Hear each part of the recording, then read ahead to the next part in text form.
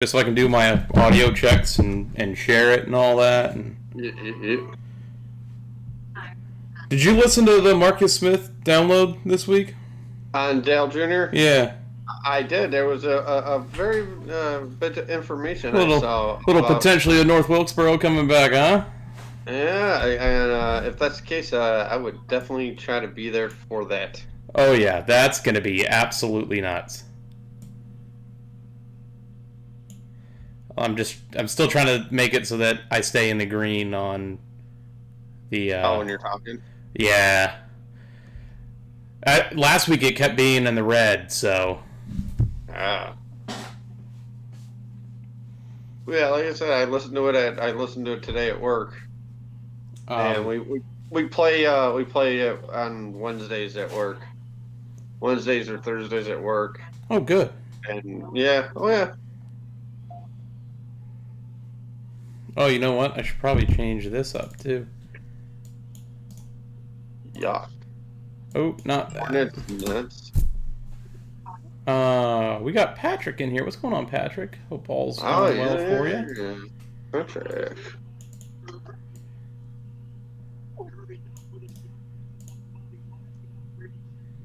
We do got Hawks and Canes are on right now, and the Wings and Bruins are on right now too. They're on ESPN Plus as well. I was watching. I don't know what the score is. All I know is Dan Vladar is like one of the tallest human beings I've ever seen. Bigger than Zdeno Chara? He's our goalie, Ryan. So wait, I think his damn chest is as tall as the crossbar. Like his chest is where the crossbar ends. Oh wow. He is tall. What am I doing here, right now? What am I doing? I'm messing this all up. Oh, it's giving it. So I watched Godzilla vs. Kong yesterday. Okay. Good movie.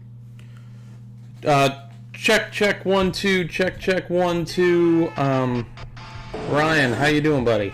I am doing fantastic. How are you?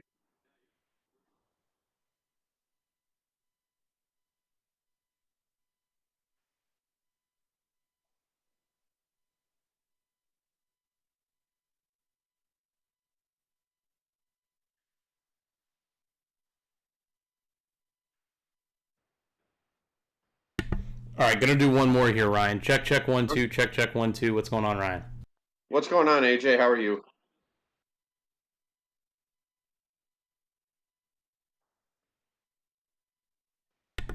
And one more check 1 2. Check 1 2. What's going on, Ryan? What's going on, AJ? How are you?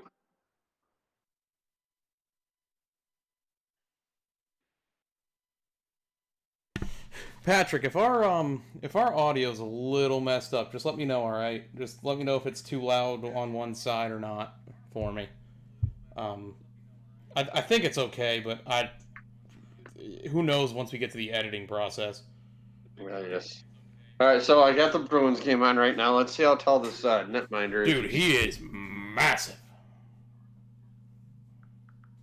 No, Tuca. No, he's hurt right now. That's not good.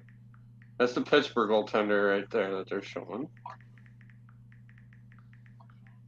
Oh, man, it's Nesson's coverage of Bruins hockey. Oh, you get to listen to Jack Edwards.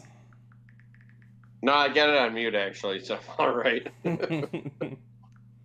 Come on, man. Don't hate on the Jack. I wonder. I actually want to know right now what his opinions is of Zdeno Chara are right now, because he's no longer a Bruin. Well, he's having a terrible time in Washington, so yeah. Apparently the Bruins made a good move there. Holy cow! Let me messenger this. Yeah, this yeah, dude is he's big. Huge. Dude, he's like Kossadin from Edmonton, and about the same size. Like when he's on his knees, his head's still almost above the crossbar. Oh, AJ. Did you see Miguel Cabrera hit a home run today? I did. That's very nice.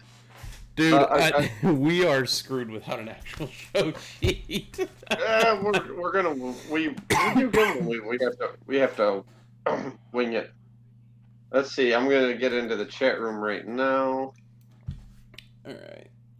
I think it's shared everywhere. Let's see. There. We're live. We're live. We're live. It's live. That was a good night. I think we were on Xbox that night. Are you already streaming on here? Yeah. Let's find out. Yeah. Okay. There we are. Hi, guys. Oh, man. Come on. Nobody got my keyboard on. Because I got my little tablet right next to me. I got a brand new telephone. All right. Let me run to my fridge real quick. Get a beverage. Because this is our this is the face-off. AShoc versus Rowdy Energy. Oh, nice. You got a Rowdy Energy actually? Yes, they stock them in damn near every convenience store here now. Like, as of last week, I couldn't find them anywhere. This week, I look and like every store has had them. There's a one in particular I want to try. It's the berry one. You have, I looked your location up. Well, I looked up Livonia. Yeah. And it looks like all the Myers have them. Oh, the Myers. All right. We got. That's where we do our grocery shopping. So I'll have to see if they got the AShoc too. I got to try both of them. Yeah. What was I was trying to pull up our chat so this way I can have the notes that I left you up. Yep. All right. Let me pull the stream deck up here. If Dalton comes in while I'm out, just let him know. I'll be right back. Yeah.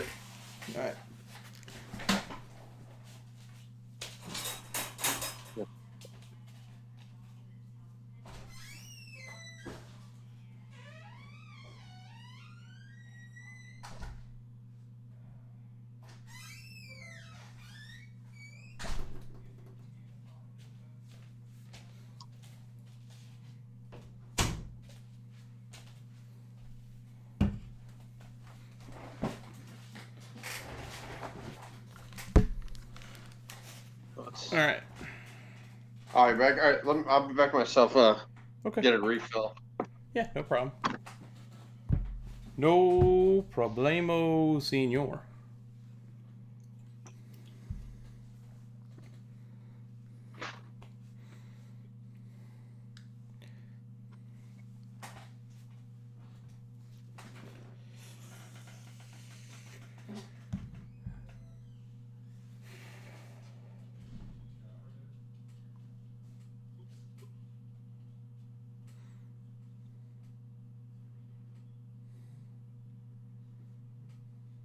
I feel like the camera's way off centered from me. We'll find out when we go live. Or when we start.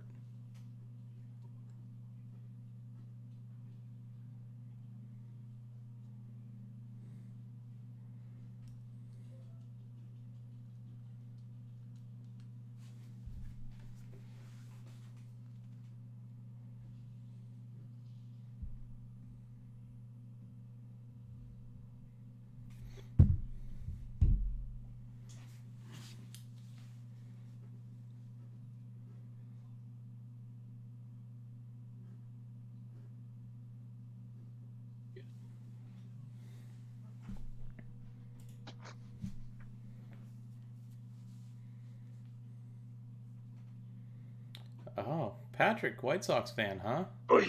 They got a good young team. A lot of young players in that team that I like. Be best if I put the headset on right. Yeah, probably. I was just saying to Patrick because he's a White Sox fan that there's a lot of young guys in that team that I like. I like the shortstop Anderson. Tim Anderson? Yep. Wasn't he with the Rays? Didn't he have a lot of issues with the Rays or something like that?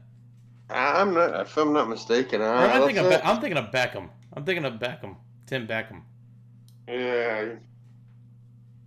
Or Gordon Beckham, or one of those. He's a Beckham. I know that. One of the 5 or 6 Beckhams. Like David Beckham. Is it David Beckham? Oh yeah. Let me know how that David Beckham was at shortstop. Oh, good old soccer. Oh, we're live. It's Liv. Oh, cool. Parker Kligerman got his vaccine today. He just posted it. You 2 got hours yours ago. too, didn't you? No, I signed up for it. Actually, you know what? I go April 13th at 6:40 to get mine done. In the morning or at night? In the evening. Wednesday, April 16th. Yep. Is it? Or is it in the evening? Let's find out. Oh, on a Sunday. No, for April 13th. 6:40 p.m. Oh, on a Thursday. On a Tuesday. Depending on what happens there, we might have to delay that show. No, I get it on a Tuesday, April 13th.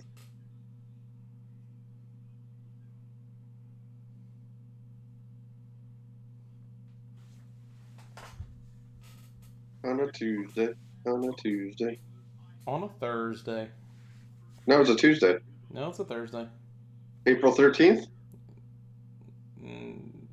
Oh, I was looking at May. I forget we're in April. Yeah, we're in April. We're in the month of Talladega. Talladega. I knew you were going to start singing that. Hey. So we got what is it, the trucks? No trucks? No trucks till Richmond. Wow, that's they got a nice little break there. So the Xfinity Series hasn't run since Atlanta. Didn't run on the dirt. And they're gonna go to Martinsville with Gregson and Hemrick. Yep. That's gonna be fun to watch. I think they're gonna. Oh, I don't want the 7 for Xfinity. I don't know why I said the 7. All right. I want the 9. I figured.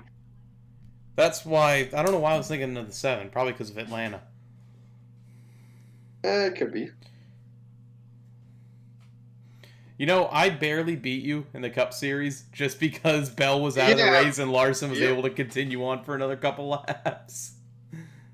Yeah, because I was at work when the start of the race happened, and I'm got the radio on and all that through the app. I'm like, you know what? I'm gonna start watching it. But we got busy at work and everything like that, and so I'll explain later.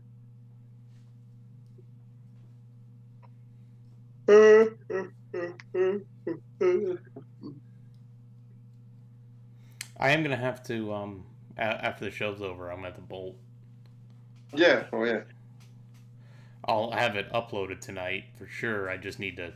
I got some commitments I gotta take care of. Hanging out with the girlfriend? No. What? It's a buddy of mine's nephew's first birthday.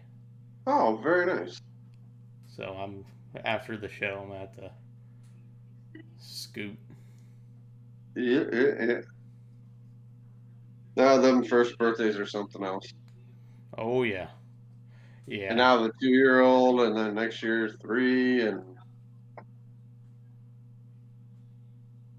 all that good stuff.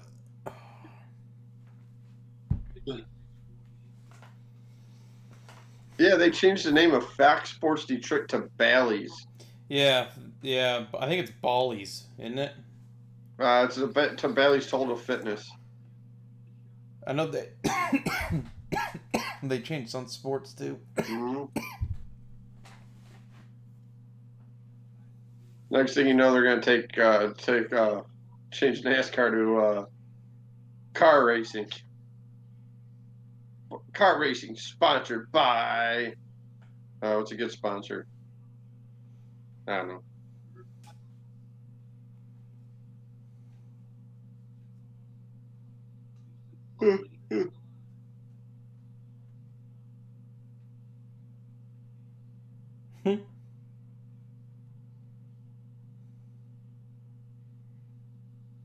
So are you going to try to run the Chicago street course? Nope, absolutely not. Good answer, AJ. I don't hear that. Absolutely not. Because, dude, I don't see how it's possible NASCAR runs a street course. I don't either. It's not wide enough. That's what I'm saying. Like, everyone's complaints now is that they're one-lane tracks. Hey, Tony is in here. What? I haven't seen the new scoreboard yet, Tony. I haven't seen that yet, and I didn't even know what Bally's was before. Yep, Pistons got a new scoreboard, and it's showing all the scores underneath the bottom of the ticker, plus the score time. And Tony, correct me. Is it Bally's or Bally's? So type back Al or all. Oh, excuse me.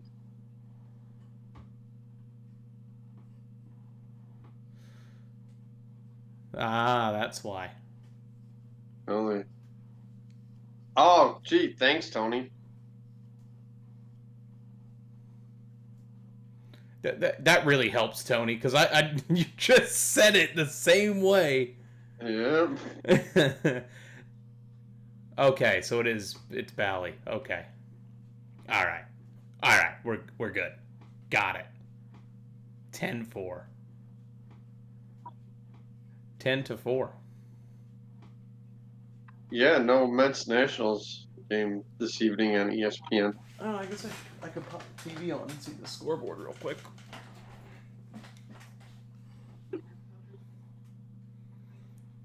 Man, what a good time to put the Hornets on TNT. Oh, no, LaMelo. Oh, well, before we get copyright for that.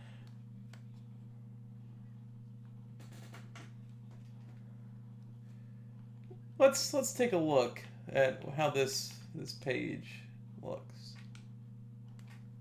Okay, so the Warriors are playing the Heat, Magic playing the Pelicans. Let's see what the Magic Pelicans looks like with the scoreboard. Oh, they're on commercial. Red Wings Panthers, is that a game I can watch? I can't watch that one because it's blacked out. Really? Is it because the Blue Jackets and Lightning are... That's a replay from last night, isn't it? What the hell? I hate blackouts. Logan. Yeah. Logan's favorite commercial, the Geico. Are there no baseball games on right now? Cardinals Reds, that should be live. It was supposed to be Mets and Nationals, I think, or Nationals and stuff. Hold on, I'll tell you. It was supposed to be, yeah, Mets at Nationals, but there is a possible Rona issue with one of the teams. Oh, that's why everything's upcoming. There's no live games except for ESPN right now.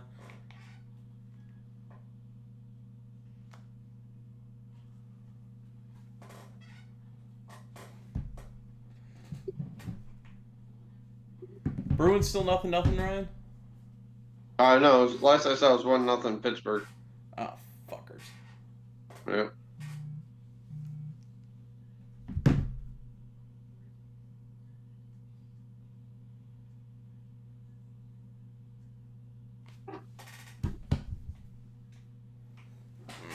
Logan, every time he sees that Geico commercial, he starts dancing.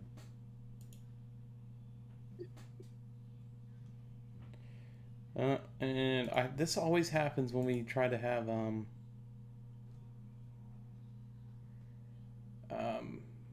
Eddie on too.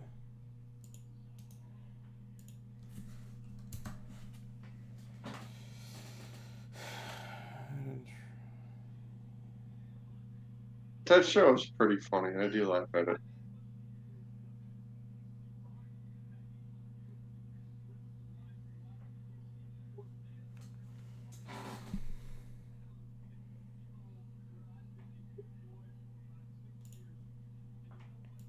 Alright, why can't we get him?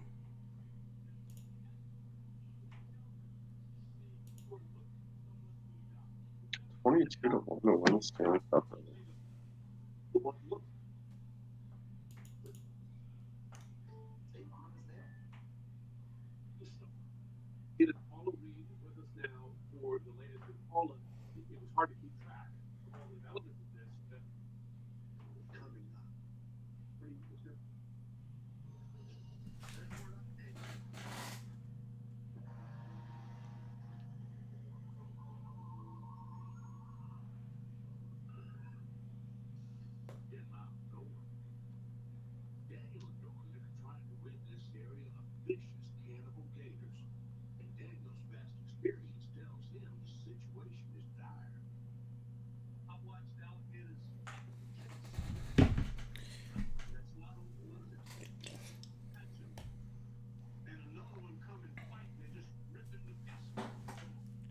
Oh, the scoreboard's on the bottom now?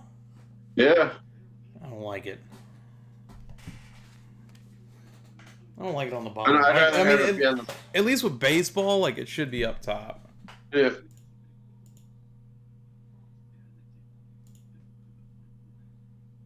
Dave's watching the White Sox opener tonight. First of only 5 times all year he talk.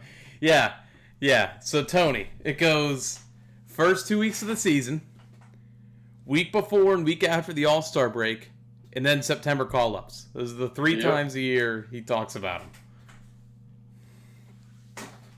What about the Blackhawks? I mean, I don't think he's gonna talk much about the Bears this year. Da Bears.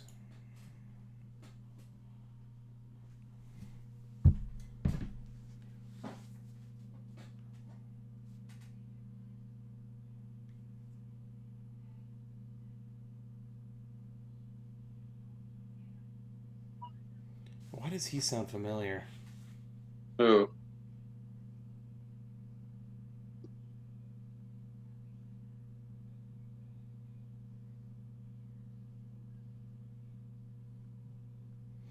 This guy who added me on Facebook.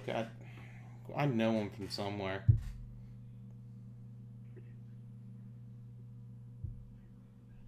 Oh, Carolina. One.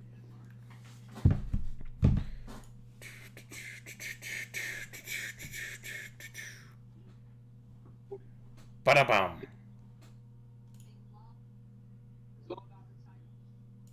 Wow. Let's back up. Florida's on a 4-on-3 power play in regulation, not overtime, in the second period. Really? Yeah, you don't see that. Oh, you know what? I might have to... Hang on. Hang on.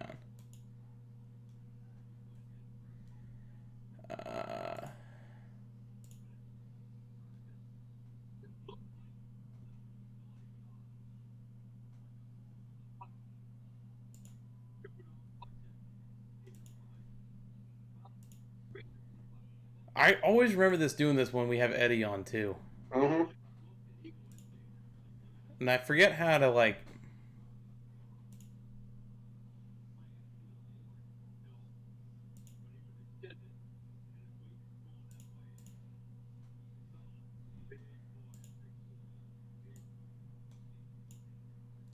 Maybe this?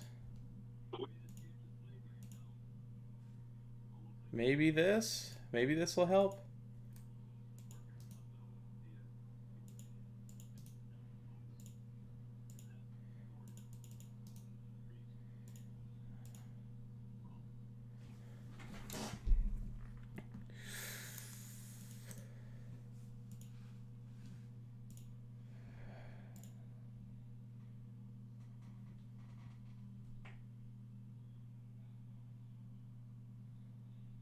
All right, Ryan, I'm going to hang this up, and then I'm going to add you to something, okay? All right, that's fine. All right. Actually, I have to do it from here. And that.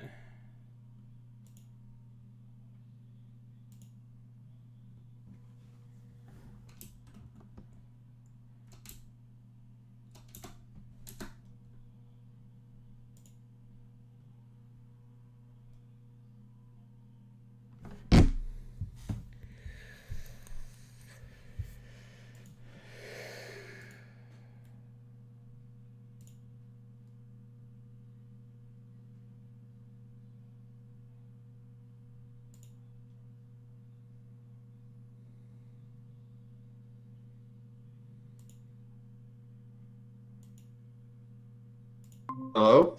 Hello? Hey, what's up? What's going on? We got Dalton in Not here much. too?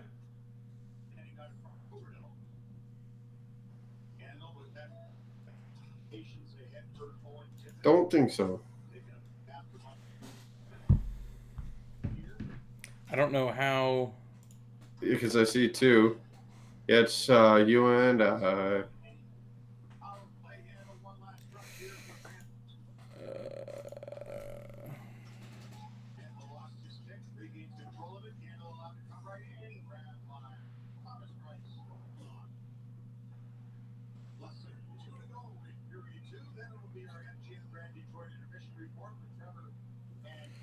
Let me just make sure everyone can hear you, Ryan. Let's see. That's right. Hello, hello. Hey, can you hear me? I can hear you. All right. Can everybody hear me in the chat? Looks like they can.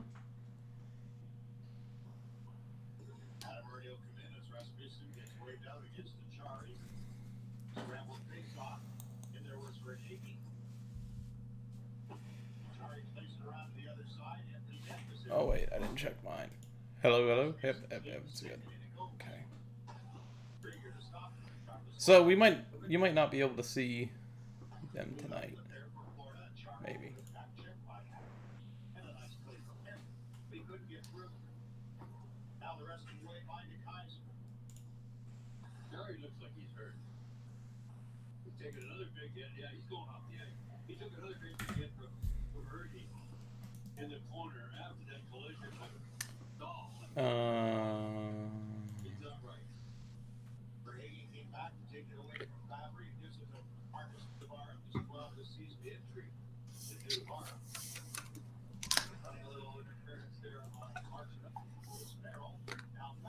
So how's the Rowdy? How's the who? The Rowdy. I haven't tried it. Or I haven't cracked it yet.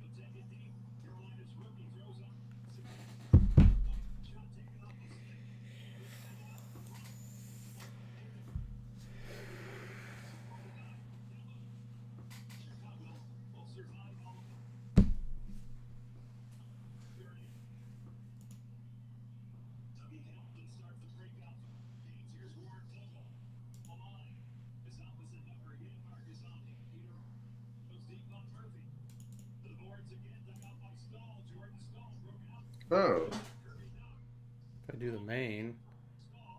I think he's in. I don't see him on mine currently. Let's see. It says 3 up here in the corner. All right, there you go. That's why. Oh, you are up now. Oh, I see you. Hey, how you doing? What am I doing? You're doing the whole nose thing. That's right. I do that to Logan all the time. He loves it. This might actually work out better because then you can kind of see what I'm looking at up here. Oh.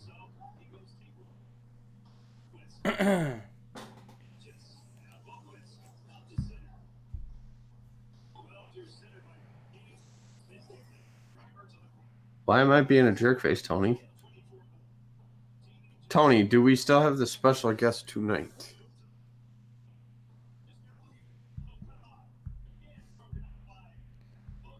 Yeah, well, yes, we're working on getting there. Yes. So what happens is Hangouts decided it was going to do its own little Zoom type version, and it sucks. It absolutely sucks for what we do. What I should just do is I should just pay for Zoom, but it's a lot. It's a lot of work.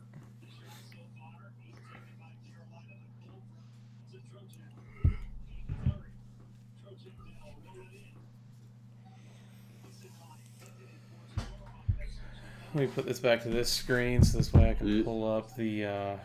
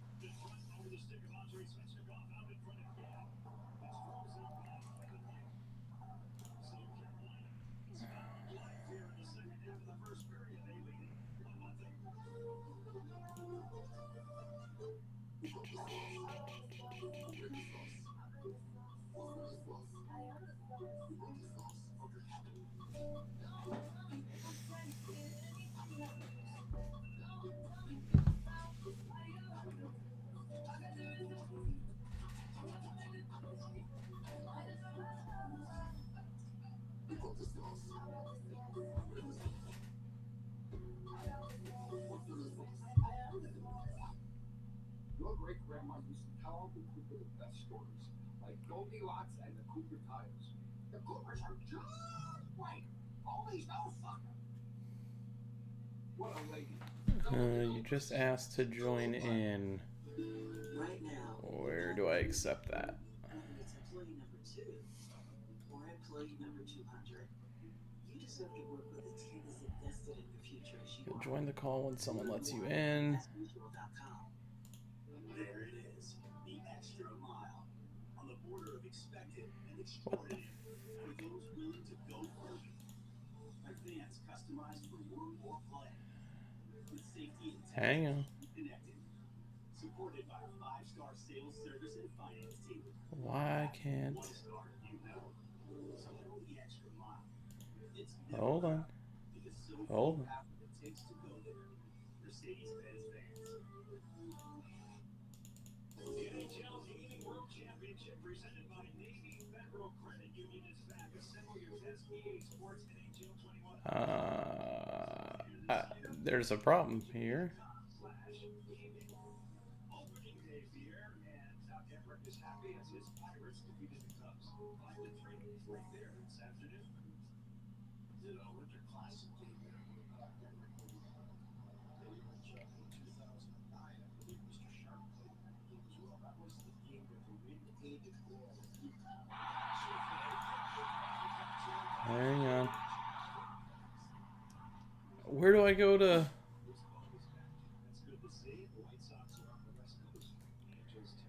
Oh, this is confusing. How do I,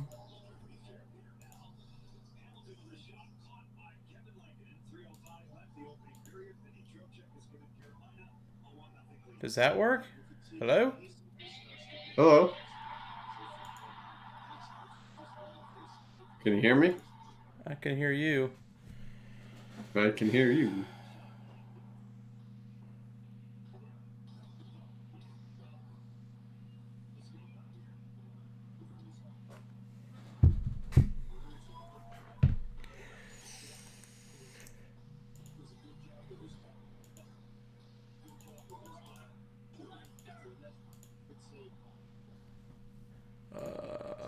This is so confusing. I'm so confused. Technology.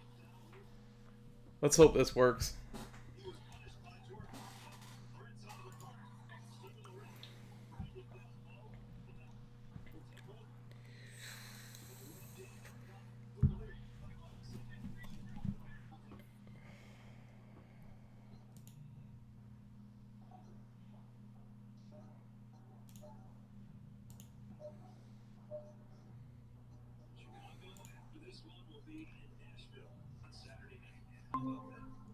I heard a ding, so that means somebody's in. All right. Oh, geez, it only took 20 minutes, but we finally figured out some technology around here. Sorry, boys. Oh, no, it's all good. It's this stupid Google thing. It's part of my computer too because I can't find any of my apps. I updated it one time, and all my apps just disappeared. I don't know where they went. It's all good. We're all set now. Now we don't have to worry about it. Quick rundown. You won't hear the sound effects I play. Okay. So when we go to different segments, just kind of just wait for me to introduce it in. Okay. And then you won't see me naturally because for some odd reason I can't get it to mix where you could see me and it also show up on the stream at the same time. So I'm on a separate window.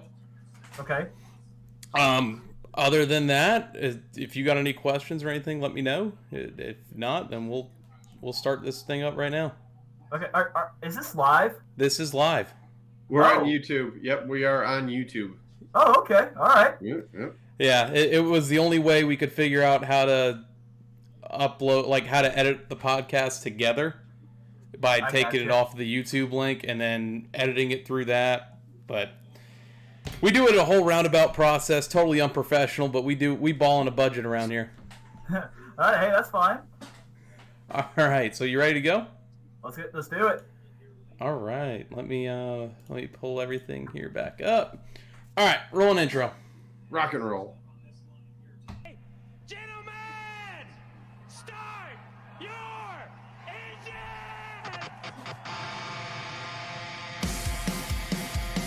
I guess I'm out of control.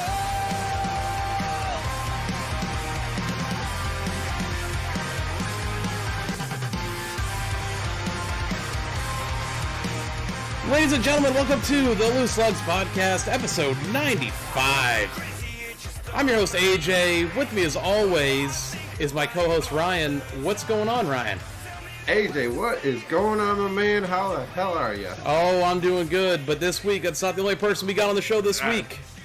We have, joining us, you might know him as the #1 KFB fan on Twitter. I don't know how many followers he has. It's in the 1,000? I think it's at 1,000? Almost 2,000. Almost 2,000. Dalton Good, at Dalton Good 18, joining us. What's going on, Dalton? Hey, what's going on, guys? This is Dalton Good. How y'all doing? Here we go. Fantastic, man. Ryan, what's up, AJ? Did you ever think, in a million years, we'd be hosting a Kyle Busch fan on this podcast?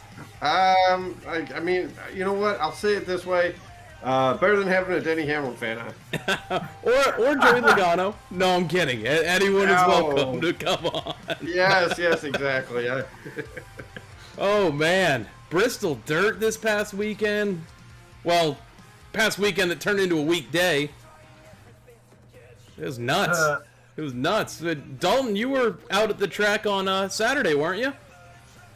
Okay, so, I actually did not want to go to the Bristol dirt race for the first time. Now, for those of you who don't know, Bristol is my hometown track. I moved here to Murfreesboro, which is near Nashville, but I still go to Bristol twice a year. But when they announced this dirt race back in October, I said, you know what, I'm not going to go. It's in late March. It's going to rain. I think the race is going to suck. So I just thought, I'm skipping out this year. I'm just going to save my money for Nashville. And I remember the week of the Bristol race, I still didn't want to go. But then my dad called me, and we have these guys that work on the elevators at Bristol Motor Speedway. They give us, free tickets every single year. Last year they couldn't help us because of COVID, obviously, and I didn't think they could this year, especially since it was already sold out. So, like I said, I just didn't want to go. But I was already planning on going to Bristol anyway, just to visit my dad. And he called me during work and said, listen, I just got offered some tickets. You want to go?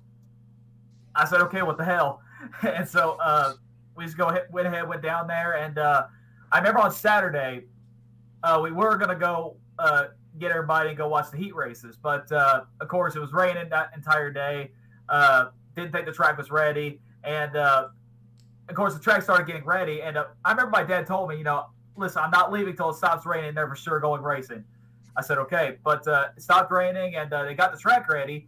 And Dad was like, if you want to go, go. But it might rain soon. I said, well, let me go ahead and get ready, I guess. But then I looked at the radar, saw more rain was coming. I'm like, you know what? Because I knew as soon as it started raining, that was it. This is Daytona in a nutshell. For those of you listening, this was Daytona the last 2 years in a nutshell. Yep, and I've been a victim of that too last year, unfortunately.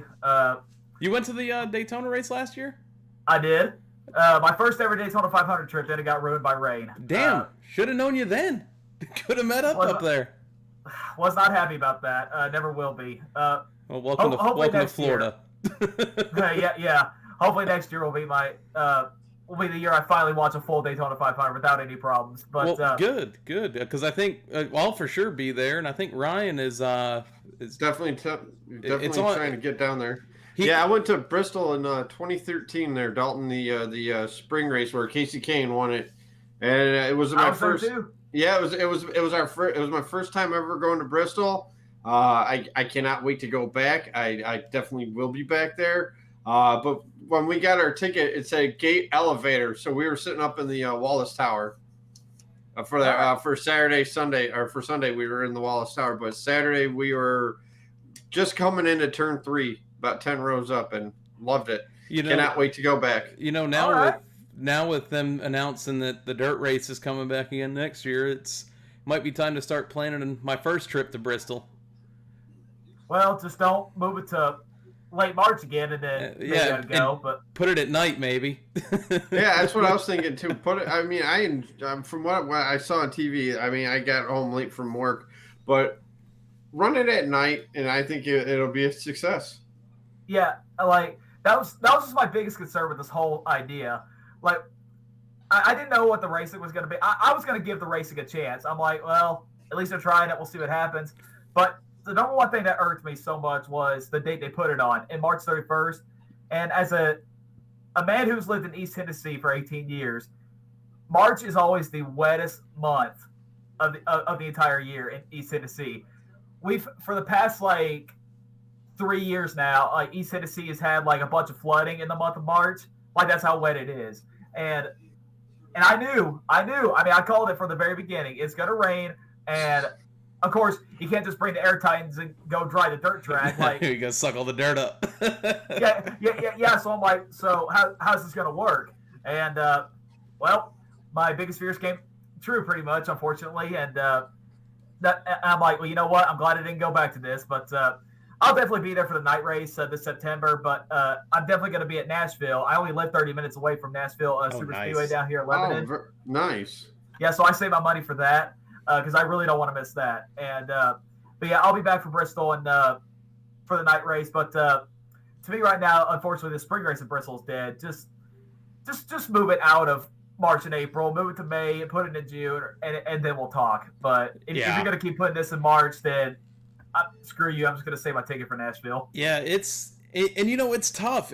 March is such a tough racing month, and I heard this stat because I had to listen to both the truck race and most of the Cup race on the radio because, I mean, I don't know why you didn't push that to 8 o'clock Monday night if you wanted to, a good viewing audience instead of 4 o'clock and noon for the truck race.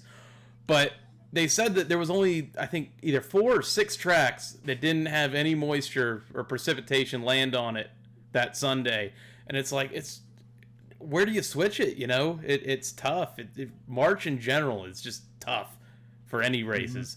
Mm-hmm. And like you said, if they move it, I think it was Justin Champagne said it on Twitter that, move it to the 4th of July. I would not be mad about that. Move it to that weekend, run it at night, you'll sell that place out. Yeah. You see, but I was also mad at the Daytona 4th of July race move. Because I'm just a traditionalist, so, I've always loved the Daytona 4th of July, but if Bristol were to replace Daytona 4th of July, I really wouldn't be mad about that at all. Oh, you got a problem with Indy being on the 4th of July now? yeah, for real. But, no, Bristol 4th of July is a whole lot better than March. And I get it. It could rain any time of the year. But, I mean, if you move to 4th of July, you have a better chance of running it than you do in March without any issues. So for sure. Exactly. For sure. So and do you remember last year when this race got postponed to late May because of COVID? Yep. Weather was beautiful. I'll tell you, if that would be the date for the Bristol spring race, you would get a big crowd, you'd have no issues with rain. like you do in March, and there's your problem. You know, that's just the thing. They say, you know, oh, the spring race is dying. You know, we don't have fans coming. Like, more fans are coming to the night race than they are to spring race. How do we bring them back? Guys, the solution is that, like, the problem has been right in front of your face. Like, it's obvious. I go to Bristol every single year, and the reason why everybody goes to the night race is because, well, the night race has better weather. And I actually counted, since 2007, the spring race in Bristol has had 7 rain delays or postponements. Jeez. And the night race since 2007 has only had 1. It was funny. So It was funny too, and it was funny too because in 2013 when I was there, and I'm like, man, you know, okay, I got up until Wednesday off in case it does rain, and maybe they can run it at night, but no, it was just cloudy that race, and it was Saturday was like in the mid 70s, but then Sunday was like in the mid 50s, which hey, I don't care, I like the cold weather, but it was fun. I can, like I said, I cannot wait to go back. Last year, as you were saying, Dalton, it was perfect weather when COVID hit. That was supposed to be the June race out at MIS, which is where I'm from, Michigan. It was beautiful. Here we go again. The June race. I'm not AJ. I'm not talking about how I'm going August 22nd. There it is. Or how we only got one race, or how we only got one race. But no, during the weekend of the June race, because that's the race that always rains at MIS. It was a beautiful day out. Yep. So, Dalton, you got the Rowdy sweatshirt on, the Rowdy hat on. I see all the different Rowdy hats on the bed behind you. Yep. So the reason why we brought you on here was kind of off of a bet, in a sense. Well, the bet didn't work, but I just said, screw it, let's do it. So and here you go. There's the AShoc. Here's the Rowdy energy right here. So, Elliott fans, I am committing to the dark side today. You're welcome. See, you're wearing that. I'm wearing the Chase Elliott Bounty Truck Win shirt right now, just for a little jab. All right, that's fine. Let's crack these open. Okay. And I'm wearing the former driver of him too, so of Kyle. Nice. So, just so you know, did you get like how many flavors do you got? Of which? Of AShoc or of Rowdy? Rowdy. So, I had the strawberry lemonade, the chiseled ice I'm drinking now. Okay. Which other ones? The peach mango and the sour green apple. All right. The sour green apple was a casualty of me dropping it out of the truck when I was trying to grab all my stuff. So that's no longer. I did taste the strawberry lemonade, the peach mango. How's strawberry lemonade? That's the one I want to try. Cherry limeade was another one too. Strawberry lemonade wasn't bad. A little sweet, but it wasn't bad. Peach mango, I'm not a peach mango person, but that was okay too. I've got to say, the first couple sips here, this chiseled ice, this might be my favorite one. I love chiseled ice. And it's so hard to find. That's how good it is.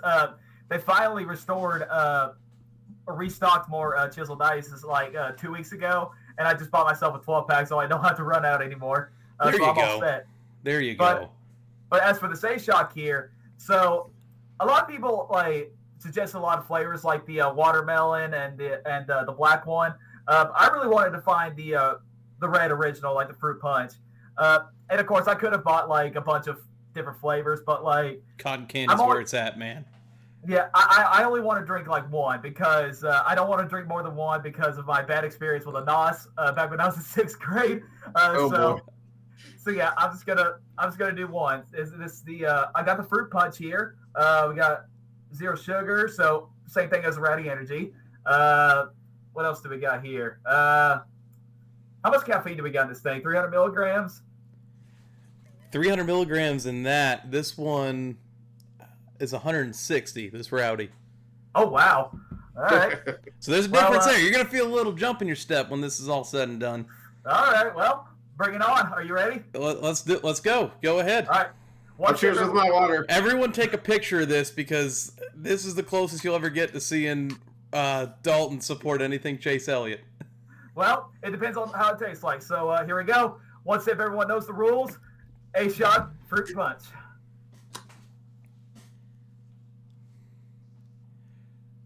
There it is. Oh, the first sip. Go back for second. Yeah. Going for thirds. Look at that. All right, guys, guess what? This right here just brought back nostalgia from the. You remember those old NOS bottles? Oh yeah. Yeah. With like the little. The actual NOS twist on the top. Yeah, like it looked like an actual NOS bottle. Yeah. My favorite flavor of the NOS was that fruit punch, and I gotta say this tastes exactly like. This tastes like the NOS fruit punch, the old NOS fruit punch, but with zero sugar in it, of course. But yeah, I gotta say this is really good. A little bit healthier option. oh yeah, because the NOS about killed me back in 6th grade. Yeah, the sad thing is, I can't find any of those up here in Michigan. No Rowdy. Like I told you, Ryan, that Meyer that's in Livonia, it says on the website they have it. I'll have to check them when I'm there on Sunday. So while we're sipping on these, Dalton, let's get your background in racing. You know, where did it all start? Who did you have a first driver before Kyle? All that type of stuff. What do you got? Actually, before I answer that real quick, I almost forgot. So, for those of you that see my Rowdy Energy reviews, like I always give like a rating. I still got to rate this. So, no rookie scores. All right. Since this is Chase Elliott's new energy drink, and in honor of his championship win from last year, I'll give this a 9.1. How about that? There you go. All right. Number 9 at one championship. There you go. That's a good rating. All right, so 9.1 for the AShoc Fruit Punch. That's a review. So, I guess I got to give a number review on this. Which one? Oh, Chiseled Ice? So, Chiseled Ice. And I'm going to take the same approach you did, but we're going to flip it a little bit because, I mean, naturally, I can't give it like a 1.8. That's way below where it is. Yeah. How about an 8.1? We'll just flip the number. It's a mirrored number. Okay, I'll give it to you. I'll give you that. So where did it all start for you, Dalton? All right, so this started back in 2002. My dad liked watching NASCAR. His drivers at first were Davey Allison. Just smart man. Yeah, but unfortunately Davey died in a helicopter crash. Yep. Then he moved to Dale Earnhardt, and same thing happened to him. But he still kept watching the sport, but he didn't really have a driver to pull for. And I just started, just sitting in the living room with him every Sunday watching races. And the first guy I started pulling for was Terry Labonte. And just what got me hooked was that Frosted Flake scheme. I really hate I wasn't like a fan back when he drove that classic yellow and red cornflakes car. So we're talking about the Tony the Tiger stripes down the side with the yellow 5. Current when you started watching. Yeah, correct. Like this is Terry Labonte's dark days pretty much. Like ever since he changed that paint scheme, his career just went downhill pretty much. I think he had his last win at Darlington in 2003? Was it 2002 or 2003? Yeah, I watched that race. That was the only race I saw Terry Labonte win. It was on TV. And it was actually the week after I went to my first race at Bristol. My first ever NASCAR race was the Bristol Night Race in 2003, the one where Kurt Busch won a week after Kurt and Jimmy Spencer fight at Michigan when Jimmy got suspended. I was just about to ask you that. I was just about to ask if that was the Jimmy and Spencer. It was ironic. I was at MIS for that race too, where those two got into it. Oh, were you? Oh, yeah. Dalton, was that night race? Was that the Ward Burton versus Dale Jr.? The wish I would have had something I could have shot through the window. No, like I can't recreate the way Ward Burton said it because Ward Burton's got that real Southern drawl that you can't really copy that well. Well, no, I actually rewatched it the other about a month ago, and no, it was. I think that was 2002 when that happened. Okay, all right. But yeah, Terry Labonte's Kellogg's Frosted Flakes car, that's just what got me hooked onto the sport. But of course, Terry Labonte was getting ready to retire soon, and I didn't really know what I was going to do. I wasn't a full-time watcher too. It was just on and off. Whenever I found it on, I just sat and watched it. And then in 2005 through 2006, I just kind of forgot about NASCAR. There's no reason why. I just forgot it existed for some reason. And but of course, I knew Terry Labonte was retired already, and I didn't know what to do. And then I remember in 2007, in February, we went to North Carolina for just to see my Nana. And my Pepaw was flipping through the channels, trying to find something to watch on TV. And he flipped past the driver intros for the Budweiser shootout. And then he flipped the channel again. I'm like, whoa, go back. And we went back to it. And I'm like, oh, okay, I remember NASCAR now. And that's when I finally, became a full-time watcher. Like, I didn't want to miss the race. And so we sat and watched the Budweiser shootout that night. And my mom told me, okay, Dalton, listen, Terry Labonte's not there anymore, right? I'm like, yeah, I know. And she goes like, well, you're going to have to find a new driver. Who do you want? I said, who's the driver of the 5 car? And she said, that's Kyle Busch. I said, all right, I guess he's my new guy now. Because, the Kellogg's Frosted Flakes number 5, he took over. So, yep. For Hendrick, yep. And then I just stuck with him ever since. Just total hindsight story, like, way in the past now. So when Kyle came on the scene in the Busch series, I found myself pulling for him a lot, and really, really liking him and all that. And I knew Junior wasn't ready to retire anytime soon, but I was like, I was always like, my second guy was Kevin Harvick, but I was kind of falling out of that phase. And I was like, I really like Kyle and the way he drives and all that. And he was winning a lot of Busch races, got in the Cup Series, and, started winning races in the 5 car, like you said, the 5 Kellogg's car. He won that race in the car at tomorrow at Bristol, too. And I was there for that one. Yep. When they're like, oh, Kyle, what'd you think of the car? It sucks. So I really started liking Kyle, and then 2008, the switch happened. Junior went to Hendrick. Kyle went to JGR. Still didn't have a problem with him. I still was skeptical on Toyota at the time because, that was old NASCAR fan me right there. Just not wanting any other foreign manufacturer coming into the sport, this, that, the other. But I was still okay with Kyle. And then Richmond happened, and that just that ruined it for me. Oh, yeah. Years went by. Junior had Kyle on his podcast a couple years ago, and they talked about that incident. And Junior was like, I knew you didn't do it on purpose. He goes, I know you got loose under me, and that's what happened. And I'm like, man, stop, Junior. I wanted a reason to hate him. Like, I wanted to keep hating him. Well, the best part, too, about that podcast is you see Kyle Busch walk in with a case of beer. And I'm like, donuts. Yeah, case of beer and donuts. Yep, exactly. I'm like, oh, this could be a good episode. All right. My all-time favorite Dale Jr. Download episode was that right there. Yeah, it just after that, it seems like after that, I've taken a step, I've toned it down a lot in, like, hating Kyle Busch and just started more appreciating the fact that I hate him because he's good. He's just, so you mentioned your dad was a Dale Earnhardt fan after Davey Allison. Looking at the sport in the last 10, 15 years, there is no driver in the field that more resembles the Earnhardt driving style than the driver of the number 18 M&M Camry. That's exactly what Kyle Busch is. It's not the way Earnhardt was. Earnhardt would put anybody in the wall to get the win. Kyle's a little bit more different, more reserved in that aspect of things.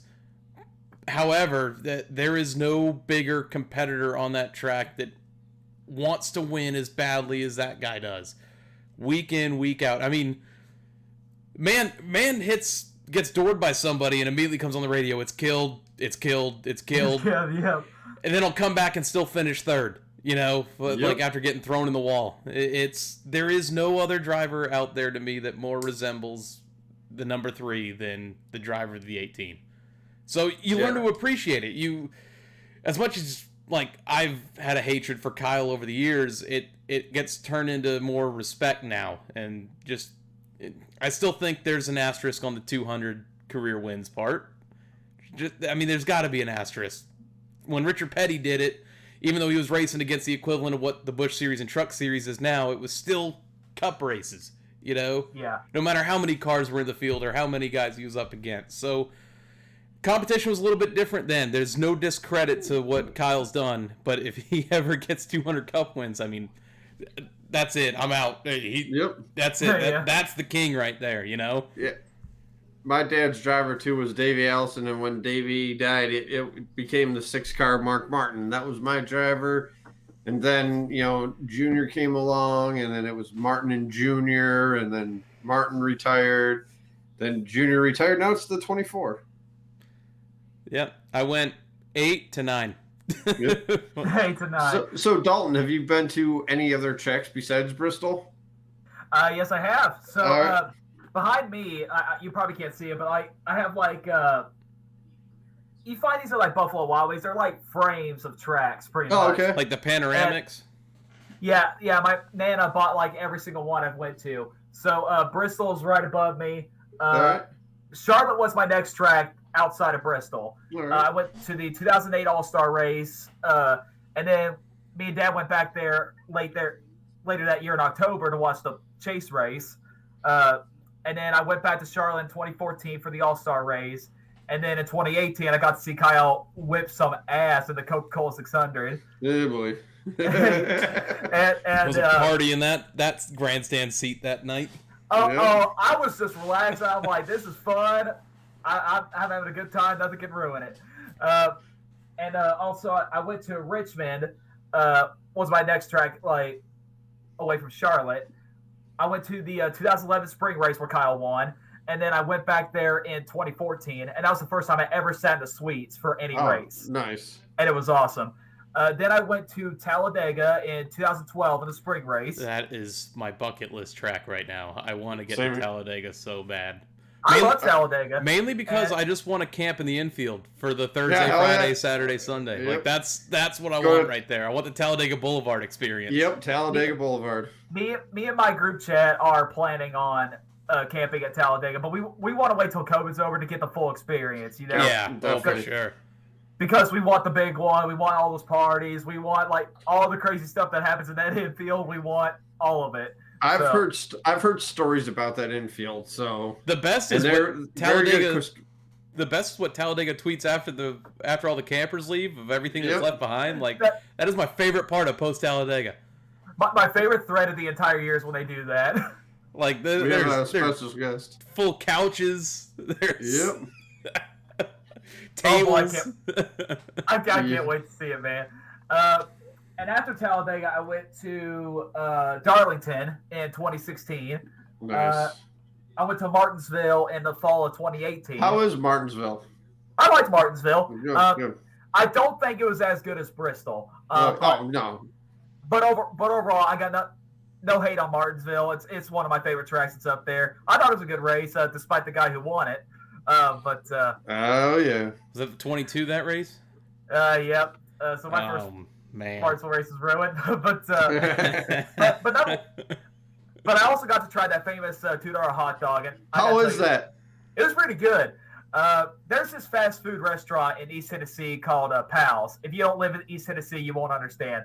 But like my favorite food at Pal's is their hot dogs, and I got the Martinsville hot dog. Tastes the exact same. Oh, all right. So you get a little bit of nostalgia when you go there. Yeah, and luckily, I remember when they switched to the Nathan's hot dogs, and like it made all the fans mad, and then they went back to the original. The first race, like my first Martinsville race, was the first race when they went back to the old Martinsville hot dog. So I got very lucky on that one. Nice. And then last but not least, of course, I only saw 10% of the Daytona 500, but I'm not going to count that. I got to see the whole thing first. Yeah. You know, last year's 500 was just so cool. I mean, even though you only saw the first part of the race, the Sunday part of the race, you know, you got the president flying in, giving the command, pacing the field. Like, I mean, just that in of itself was a whole experience of its own. Oh, yeah.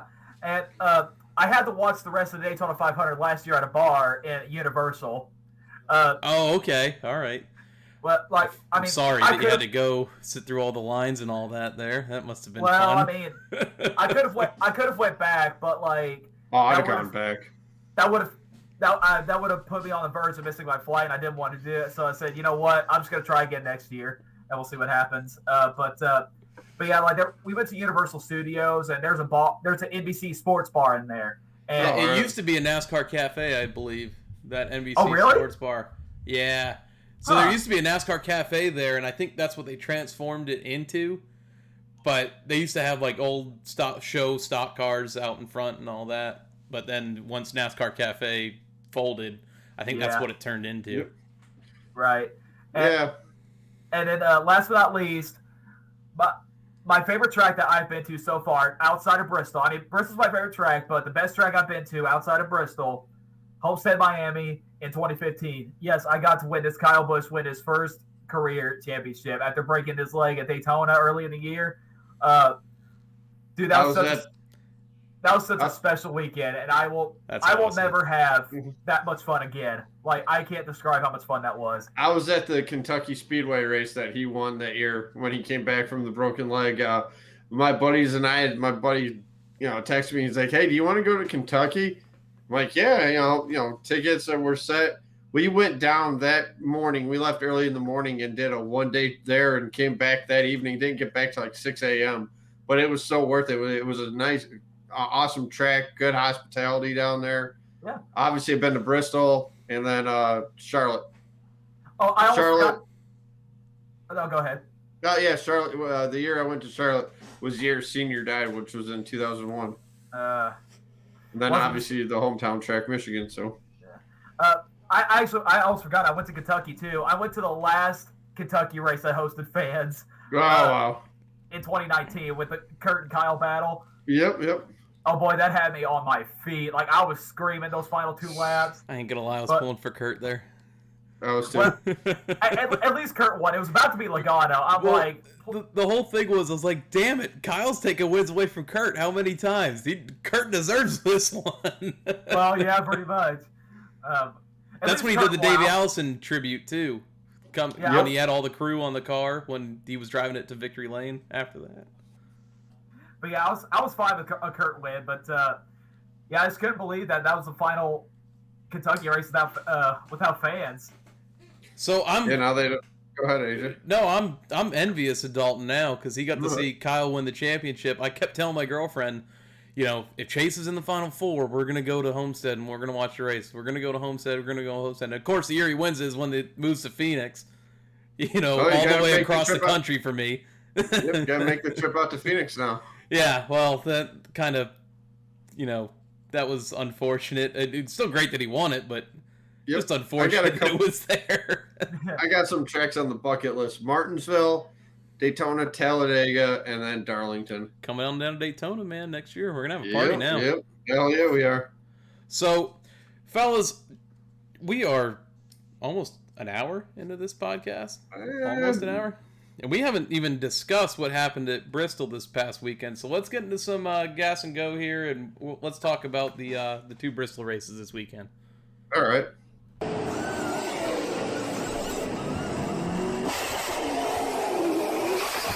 Gas and Go is where we recap the race weekend, and Ryan, we had some unfortunate event happen before the show today.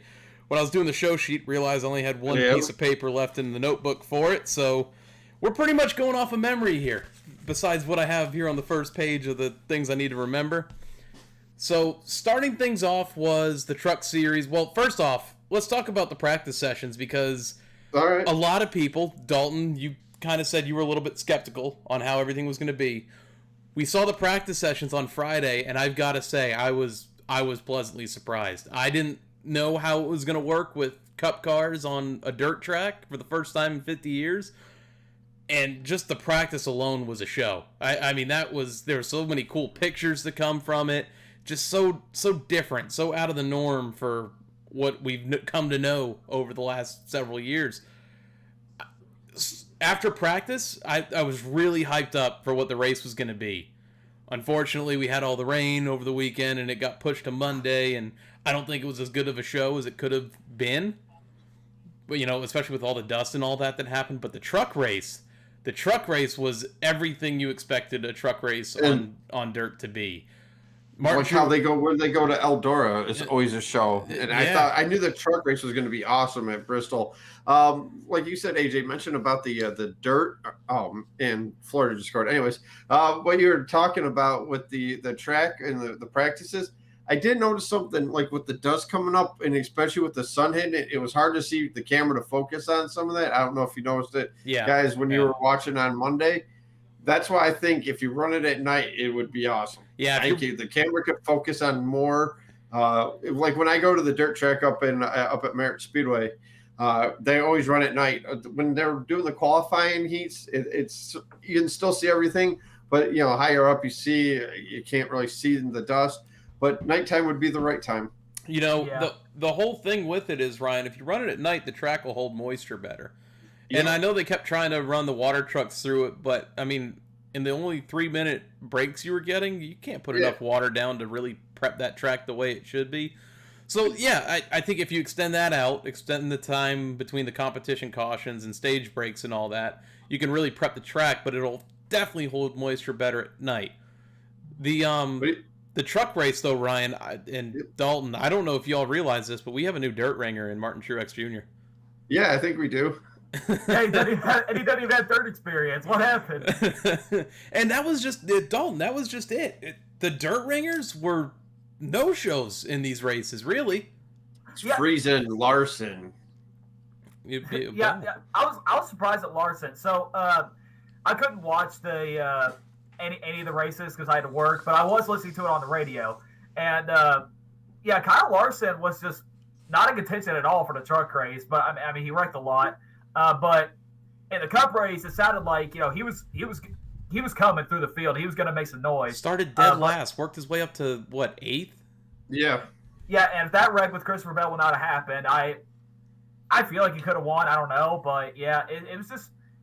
I feel like Larson and Bell could have done something, but them getting wrecked out kind of just changed the game completely. That's why, even though I picked Larson to win the Cup race, in all the polls that I was coming across on Twitter, I was always taking the field because there's just too many different factors to single out one guy winning on a dirt track, especially with Larson starting as deep in the field as he was. But that truck race, man, John Hunter Nemechek getting in that wreck, and then like half a lap later, Derek Krause comes in and just cleans him out. Like, what is going on there? The interview is like, I don't think the 19 has a spotter, and he needs to learn how to drive. Ryan, you know who the spotter was for Derek Krause? Freddie Kraft. Freddie Kraft. Was it really? Nice. I thought you were gonna say Tab for a minute. So no, it wasn't. I think he spots for Sauter in the Truck Series. Yeah. I mean, but like we said, it was, and then Norm Benning got his incident that he had there where he purposely brings out a caution, comes to pit road to serve his penalty for it, leaves pit road like a complete jackass, and then NASCAR's like, you know what? No, we're parking you. That's it. You're done. Norm Benning, the most don't give a blank attitude in the field of Norm Benning. Yep. I wanted to see that middle finger win. That's the only reason why I want Norm Benning to win. It's just I want that because I missed it in the Eldora truck race, like whatever year that was. I completely missed it. I'm like, oh, please win again. I want to. Man, that was just good old Norm. It was crazy though. It was crazy. The truck race was good. I mean, the winner you could have picked after the second stage who was going to win it because you kind of knew it was going to be Truex at that point. But just the truck race put on a really good show. If I had to compare the two, I'd say the truck race was the better race of the two. I like the trucks too because they look like they're going sideways, whereas the Cup cars didn't look like they were doing that fishtail that the trucks were doing. Yeah, well, once the track, and that's what I love about. Yeah, and that's what I love about dirt track. Like I said, when I go up Memorial Day and hopefully 4th of July this year to the dirt track up in Houghton Lake, Michigan. Those cars are the late models and the sprint cars. They all go sideways, and it's so much fun to watch. And that's why I wish the Cup cars could have done that too. Just once the track rubbers up, especially when the Cup cars are on it, it just turns into what old Bristol was. I mean, it's. And I was going to get into that a little bit later too when we go over the Cup race. Yeah, then I'll hit on it real quick. Stage winners in the truck race, swept by Martin Truex Jr. No shock there. The top 5 for it, as I try to scroll through my one sheet of paper here. Martin Truex Jr., Ben Rhodes, Rafael Lessard, Todd Gilliland, and Chase Briscoe. Chase Briscoe running the truck, and Kevin Harvick ran the truck too. And when he was in it, he got out and said that was some of the most fun he's ever had behind the wheel. of a car or a A truck. lot of the Cup guys were posting on Twitter that they had more fun in the truck than they did the car. Yeah. Well, I expected the truck race to be a lot better than the Cup race this weekend. I mean, we all know the trucks can run on dirt. I mean, they tested Eldora. It was a success. So I expected the same thing for Bristol. But, yeah, I hate I couldn't see the truck series. I was about to go see the truck race, but then rain came. I said, yeah, you know what? Not worth wasting time going down there just to come right back. So, but how far of a drive is it for you, Dalton, to Bristol from your house? Okay, well, I live in Murfreesboro now, which is 45 minutes out of Nashville. So Okay. So now I have to drive 4.5 hours to get to Bristol. But Oh man. I lived in Johnson City, and that was only a 15, 20-minute drive. Oh, nice. Yeah, when we were there, we stayed in a city called Kingsport. Yeah, I'm familiar with Kingsport. That's about like 10 minutes away from me too. Yeah. And every year we go to Bristol. I know this back road we go to. It's where we don't have to hit any traffic and we'd already be home. Oh, nice. Yep. Nice. Standings following the dirt race for the Truck Series: John Hunter Nemechek, Ben Rhodes, Sheldon Creed, Matt Crafton, Stuart Friesen, Austin Hill, Zane Smith, Grant Infinger, Todd Gillen, and Austin Wayne Self. Next race for the Truck Series is going to be Richmond here in a couple weeks. Ooh. Yeah, they are racing at 1:30 p.m. Eastern and 2 weeks on a Saturday on FS1. All right. So the Cup race, that was man, a mess. It was a beautiful disaster though. It reminded me of old Bristol. Yeah, but only because that bottom.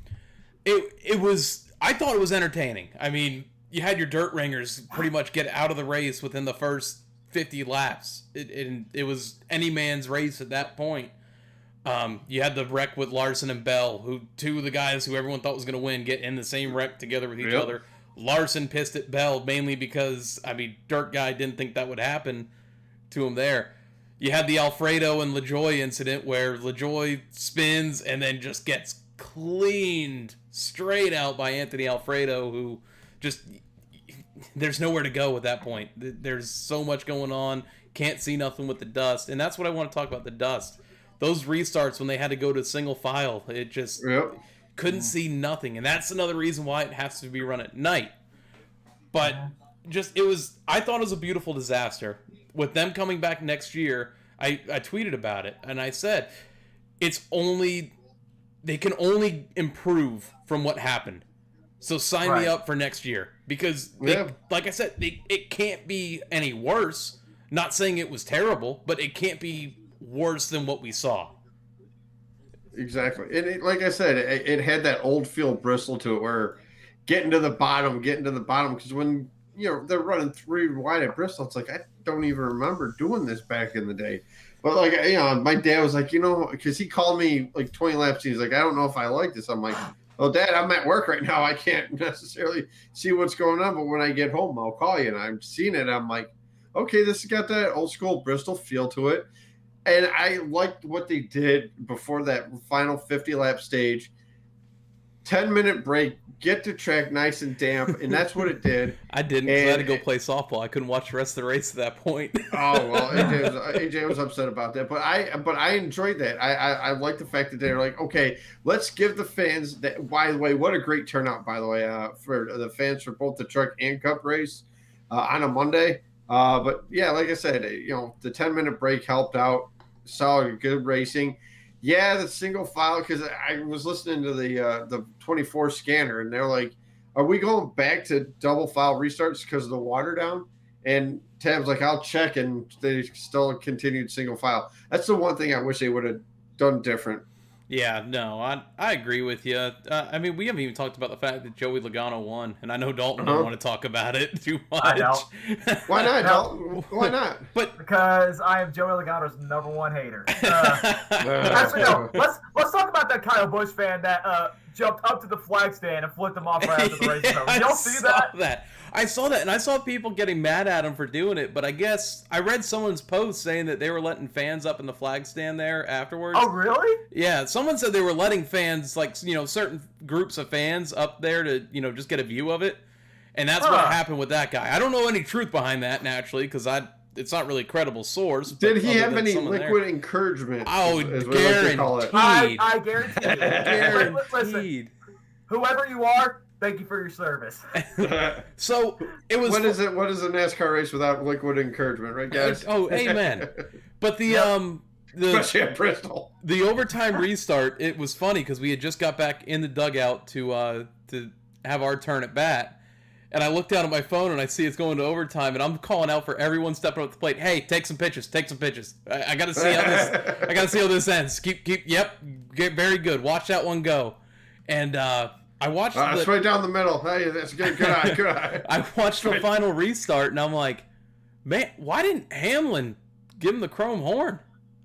He had the chance. What was he doing? Honestly, that was so Denny-like, because Denny Hamlin is not a dirty driver. As much as I don't like what happened at Martinsville in 2017, he's never that guy who's gonna throw someone out of the way to get a win. He's never had a history of that. Joey does, but Denny does. And what's that, Dalton? Well, what I was gonna say was I watched the final 50 laps. That's when I got home, was with the final 50 laps to go. And what just makes me so mad is that Hamlin's spotter just told him, you got the guy in front of you that'll do anything to win, find a way. And he literally just did not find a way at all. No, he didn't. He just went high. I'm like, what are you doing? And then he threw himself in the wall there, and Stenhouse ends up finishing second out of it. But the race itself, I thought, for what it was for the first time 50 years, it was entertaining. It might not have been the best racing you've ever seen, but it definitely had the entertainment factor to it. Here's a couple things I did like about it. How about the 99 car leading laps? Daniel Suarez leading was awesome. Yep, leading laps, winning. I thought he won he won the second stage. Gordon asked him on pit road, Daniel, what are you doing? He goes, I don't know, man. I don't do this. I don't know what I'm doing. A couple of guys who hardly have been on dirt, like I said, Suarez, 24. I don't think he's running dirt that much. How about Ryan Newman? A nice 5th place finish for the Ryan Newman and Roush Brigade. Yeah, Dalton, I got to ask this question because it happened so early.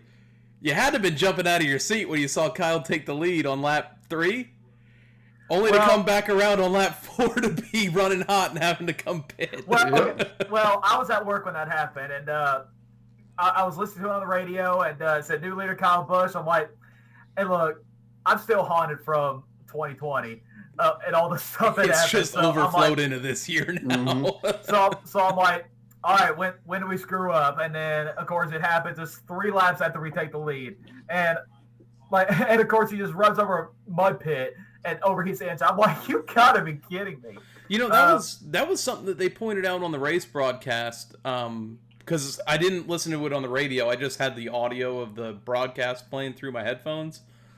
And they were like, the Gibbs cars have a real big problem where the mud is just sticking to the grills, but you look at the Hendrick guys, and the only part not covered by mud was the grill intake. Yep. So like you said, Ryan, obviously they figured something out there to get that. And it seems like after that, the Gibbs guys didn't have that problem anymore. It seems like they during that first pit stop, during that first competition caution, I think they did what the Hendrick guys did, because after that, nobody had overheating problems at all. No, a lot of guys were on the radio talking. I mean, Truex, right after Busch was running hot, came on and said, I think he was running at like 280. Yep. And surprised me he didn't throw water out of the relief valve there. I was shocked about that. I thought Kyle was throwing water out when he. No, Kyle was, but Truex wasn't. Yep. Truex wasn't, but he said he was running at 280, and at that point, the motor's almost done. Yep. That just doesn't make sense right there. It's just your guys' luck this year, man. I mean, yeah, pretty much. I mean, there's no other way to describe it. So I don't know if you guys need to go find a fountain of youth or something, but that team has lost the proverbial golden horseshoe. Now, Dalton, here's a question I have to ask you as a big Kyle Busch supporter that you are. Have you noticed with not having practice at some of these tracks that you see him struggling, but finally when it comes down to that final stage that he's having the the know-it-all or to get to the front. Do you think the not having practice is affecting him at all? Oh, definitely. Okay. Ever since we came back, it's been a struggle because that team is, no matter who the crew chief is, that team is never good at unloading off the truck. Like, I remember in 2019, Kevin Harvick and that team, they're always good at unloading off the truck. That's why they were always winning practice sessions. That's why they were always qualifying on the pole. That team, Kyle Busch's team, always has to spend the entire Friday and Saturday getting that car ready for Sunday. That's what it's all about. Yep. And ever since, we took qualifying practice away, they had no choice. But, I mean, they got to hope for that you get it tuned in, like, at the race shop there in a week. But, of course, we suck at that. And we're literally just wasting stage points just to get the car adjusted for a top 10, top 5 finish. And that's just the way it's going to be until we finally get it back. Yeah, so, well, I mean, I hate the season too, so don't worry. We're in the same boat right now. I'm pretty happy. I'm pretty happy with the way the season's going. Yeah, whatever. Byron had his win. Congratulations. And whoa! And how many consecutive top 10s has he had? Yeah, great for him. That's right. But also every time Kyle Busch has fast cars, like actually has fast cars, something happens. Yes, like dude, the road course race. A loose lug. The road course race. He had a good car, obviously, because he brought a wrecked car all the way up to like third at the time. But lap 1 just gets into an incident to no fault of his own, and it ruins the day. It's either one week we're slow and we suck, or the next week we're fast and then we just wait for something to happen. Dalton, I do love the little the clips that you post during the race of like old sound bites of Kyle. And like whenever something happens, it's always the expletive-filled radioactive cutscenes from him. We suck, yep. I love it. We're tore up. We're done for. Hey, it's killed. I've heard it's killed way too much than I needed to last year. Yeah. I feel like tweeting that before every race. What lap does Kyle say it's killed? Yeah. Like, I always have, like, special videos, like, saved for every single incident that happens. Yeah. And then as soon as it happens, that's where I go. That's awesome. I literally have it all in the drafts ready to go. That's how I stay on top of my game. That's right. That's awesome. So, stage winners in this one. First stage, Martin Truex Jr. Second stage and race winner was Joey Logano. Top 5 was Logano, Stenhouse, Hamlin. Suarez finishing in the top 5 is awesome. And Ryan Newman round out your top 5. Before I get the standings, the next... Who finished 6th? Who finished 6th? Was it Byron? That's right! Here we go. Great. Chase finished 10th. Congratulations. The next race before I get to the standings is Martinsville next Saturday, 7:30 p.m. Eastern. And this week it moves to FS1. And it's the night race too? Yeah, it's the night race, which is awesome. And the standings following. Remember, the last time we had the night race was on a Wednesday, I think. Yeah. The standings following the dirt race: Denny Hamlin, Joey Logano, Kyle Larson, Martin Truex Jr., William Byron, Ryan Blaney, Brad Keselowski, Christopher Bell, Michael McDowell, Chase Elliott, Kevin Harvick, Ricky Stenhouse Jr., Kyle Busch, Austin Dillon, Alex Bowman, and Kurt Busch. Speaking of Alex Bowman there, I saw his name pop up there. Did you see the tweet during the race with Pockrass where he says wreck Johnson involved? And then he had to subtweet was like, oh no, I mean Bowman. Bowman. Jimmy Johnson's back. Yeah, Johnson was back for 5 laps. Yep. But no, yeah, I don't know if you guys watched Bob Pockrass after the race. You know how he does his thoughts about the race, and he said it best. He didn't know if he liked it or loved it. Yeah, I'm indifferent, but like I said, I want to see what next year does. Now that they've had this to base it off of, now they can improve on all the stuff that went wrong this year. I mean, besides maybe building a roof over Bristol or getting a massive tarp out to cover the track, I don't know. That'd be pretty sweet. Well, I mean, I'm still skeptical about this. And, of course, I didn't get to watch most of it. I had to work. I only got to watch 50 laps. I need to get on YouTube and watch the whole thing, like rewatch the whole thing before I get my opinion on the racing. But I don't like making up the rules as you go along, like automatically changing the single file restarts. Like, there's just a lot of things where in my opinion, I just felt like this is the most unprepared NASCAR race ever. I just don't think they had. Oh, I mean, it was throwing things on a wall and seeing if it sticks, for sure. Yeah. That I really don't like. I mean, you got. I feel like they didn't ask like dirt track professionals like, what do we need to do? How do we need to do this? How do we set this up to make it be like you guys? Just so many problems with the scheduling, the date they put it on, the time they put it on, the time of day they put it on as well. But of course, I'll give this a pass just because it's the first year. But all I gotta say is you better improve the very next year. If you keep doing the same thing, then there's gonna be problems. I just thought that it was going to be a one and done thing, and that's what I thought made it so special and had that value in it for me of it being a special race and a special event. Then they announced, like, no sooner did I say that to my girlfriend as we're walking to the fields. They come over with the breaking news that they're having it next year, and I'm like, oh, okay.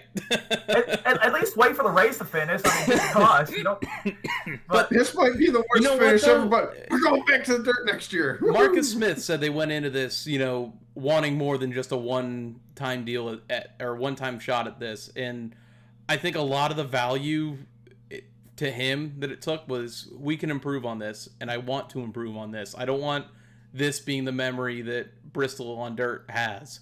So we're going to try it again next year too. But the cool thing they're doing with it, and I think it's kind of overlooked, the fact that Bristol is making so many races out of this surface. You had the late model nationals the week before. You've got, I think the modifieds coming in next week to this, and then after that's the World Outlaws coming. I will be at the World of Outlaws, by the way. There you go. That will be awesome. It's going to be amazing. You're going to see some quick lap times turned. I'm really excited for that. This will be my first ever non-NASCAR race. So I don't really watch. Get pictures and post it on your Twitter page. I definitely will. I'm trying to follow you. Huh? I'm trying to follow you on Twitter. Are you really? Like, what's your name? RunCola88. I got you. Yeah, see? Well, it's during the podcast. We're doing. There we go. There you go. Okay, I just hit the follow button. I got you. There you go. I'm gonna throw it on to the to Tire Rub. We're gonna go over just some news headlines for the week. I'm not really gonna dive into anything too much here. So let's get into some Tire Rub. Yep. Left side. Pull this left rear fender out. Left side. The biggest one of the week was NASCAR's testing the rain tires at Martinsville. So a possibility of if it's a wet surface, they can run it at like Loudon and Richmond and naturally Martinsville. Some of these short tracks that you can run a little bit slower. Kind of interesting, to be honest with you, just because somebody on the show mentioned it a couple weeks ago. You did, and I shot you down, Ryan. I shot you down. Yep. So egg on my face there. Hey, I was doing. You missed my happy dance. I was doing too. I was doing a little happy dance over here. NASCAR is reinstating Mike Wallace and Josh Remy. I guess they completed the requirements to get back. I didn't know Mike Wallace. I thought Mike Wallace was gone for a couple of years. I didn't know that he was trying to get back in. Yeah, I didn't know he was still here either. I guess they were both suspended in 2020, and I thought Mike Wallace's sake, I thought he was gone for a while. But what did he do? I don't remember. It's probably something with the I'm just assuming. I don't want to put this on them, especially with it not being true. But usually when someone's suspended, it's the substance abuse deal that they have. I got you. So I don't know for sure if that's what it is, and I don't want to put it on them if that's the case. But that is what I think it was.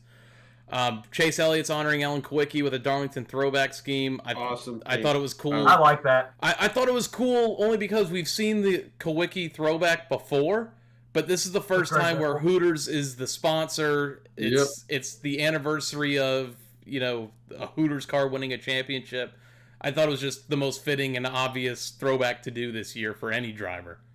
I love it. I think it looks amazing. And then the merch on that. Whoo! It's pretty cool. It's pretty cool. My wallet's already hurting. I haven't bought nothing yet, but it's hurting already. White t-shirts, man. Oh yeah. And then the final bit is the next gen car is going to be testing at Martinsville this week, and this is the first time that they're going to have the actual different manufacturers running it. Drew Herring's going to be running the Toyota version, David Reagan's running the Ford version, and Bowman's going to run the Chevy version. So I mean, we're getting closer to what next year's going to be, and that brings up a good point for the Bristol Dirt Race next year. Is it going to be on the old cars or the new cars that they're breaking out? Probably the old car. I would think the old car too, just because they're more disposable, I guess, would be the best way to put it. I don't know if you guys have seen any pictures or videos of the damp tire test at Martinsville today. Kyle Larson did an interview. He's like, I've never run in any damp surface before besides on a road course. So yeah, I'm interested to see if that ever actually comes into play. And they're saying it could be, if there's rain at Richmond, they might try it. I wonder if they would do it as early as Martinsville if it rains there.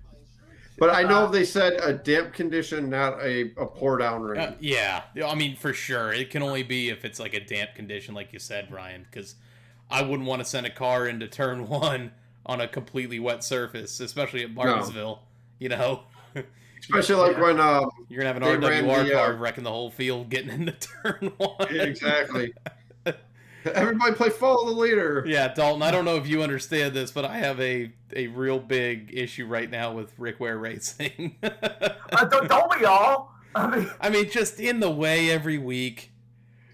What are we out here for? Daytona was the funniest, man, because my girlfriend had to sit there and tell me, you need to stop watching them, because everyone's in the main pack, and then like 30 seconds later, their 4-car pack goes by. And I'm like, how are you in a draft and still that much slower than the rest of the field? Dude, that team is literally... I remember back when small teams actually competed and actually wanted to get better. That team is just out there to collect a check and go home. And they don't even care. Just know those 4 guys got into the 500 over Ty Dillon. Look at Daniel Suarez's team. It's a smaller team, but look at they're leading laps. They came here to play. I thought that team was going to be another back marker. I thought they were going to suck just like Rick Ware Racing, but they proved it wrong, and I'm happy for that. I'm glad they're competing. I'm glad they're trying to actually be successful, and I'm also going to predict that they will get a win before 23XI. Oh, same here. I mean, that's what it's looking like right now. Yeah, so, I gotta say, I agree with you. Do you remember like a couple years ago when Rick Ware Racing had like 3 different manufacturers in their team? Like it wasn't like one manufacturer. It was. They had a Ford, they had a Chevy, and they had a Toyota. Well, they're that poor. Us the most money. Let's go. They're that poor, dude. They just got to find whatever they can find, you know? Yeah. They're running the 2004 chassis. And I was listening to Door Bumper Clear. They mentioned Quinn Half, and, you know, I understand Quinn Half is the product of an underfunded team. I mean, it's not his fault that, you know, the team is what it is. And just they were like, well, he wasn't in the way this week. That's an accomplishment. But, man, all right. Social media. We're just going to run through this real quick. Social media, we are, as I go down the one page again, we're at 2,606 downloads, 391 followers on Twitter. We're nowhere near Dalton's following that he's got. 84 likes on Facebook, 26 subscribers here on YouTube. Special thanks to all the new followers this week. I know we had a couple. I don't have the actual list up right now. Podcast shout-outs, Lap Traffic Podcast, PTM Racing Podcast, the 3 Wide NASCAR Podcast with EG3, Side Draft, Final Lap Weekly. Those are the podcasts that, if you like what we're doing, they do some of the same stuff, so go check them out as well. You can find our podcast on Podbean, iTunes, Stitcher, Spotify, TuneIn, iHeartRadio. You can even ask Alexa to play. Make sure you search in your search bar the Loose Lugs Podcast. Subscribe, follow, turn on that notification bell so this way you get notified every time we upload new content, and so you can hear Ryan do the victory bell. Ding, ding, ding, ding, ding. 22 to victory lane. Oh, man, that kills me. Oh, my God. I had to do it just because Dalton's in here. Come on. I'm done. He's out. He's left. On Twitter, What's that? Everybody does that to me. Every podcast I'm on, they always got to pick Joey Logano just because I'm on. I'm just going to start sending the eye emojis every time he wins to you. On Twitter, we are at Lugs Podcast. You can tweet us about the show using the hashtag LugsPod. And on Facebook, in your search bar, the Loose Lugs Podcast. Ryan, what's your personal account? Arvencola88. And Dalton, where is the place where everyone can find you at? At Dalton Good 18.